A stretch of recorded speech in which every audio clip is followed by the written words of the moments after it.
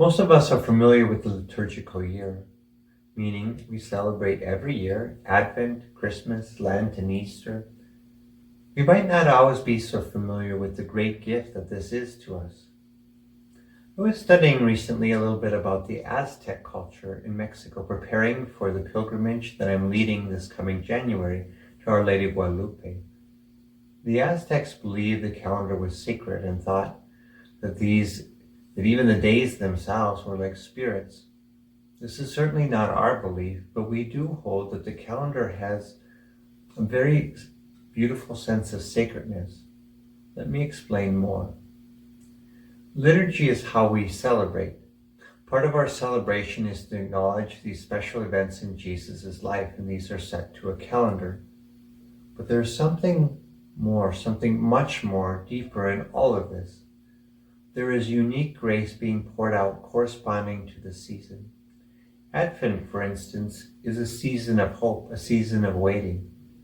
There is grace present to live in greater hope, to prepare for the coming of Jesus, and to be purified in all of this hope. Due to our frailty and distraction, we don't receive all the graces that are given. We certainly don't receive all the graces that are possible.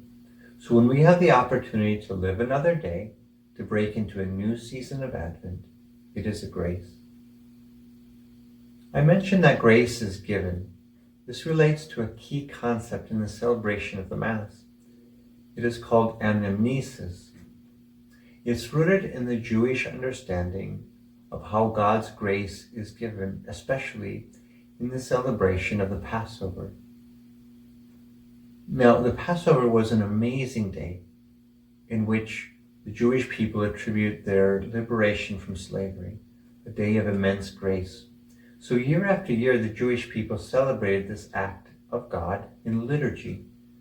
They understood that God's grace was being given in each celebration. In other words, the amazing grace of God saving his people was not just a historical event, but was present to them now as they celebrated the Passover. We know that Jesus' Passover, or the Paschal mystery, is what brought about our salvation. Now, each time we celebrate the Mass, we tap into the new and fresh grace that saves us now today.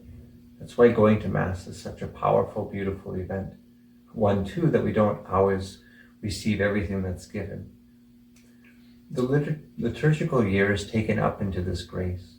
What this practically means is that we get to start fresh and can experience anew the mystery of waiting for the Messiah to come. It's like every year these immense graces God pours out and we receive them as we can. We receive him, for instance, of welcoming him at Christmas, of suffering with him in Lent, and entering into the amazing graces of the great Passover, of Holy Thursday, Good Friday, and Easter Sunday. And of course, we also get to experience the outpouring of the Holy Spirit at Pentecost.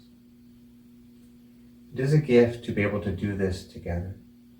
And such a blessing for me, certainly. Happy Advent.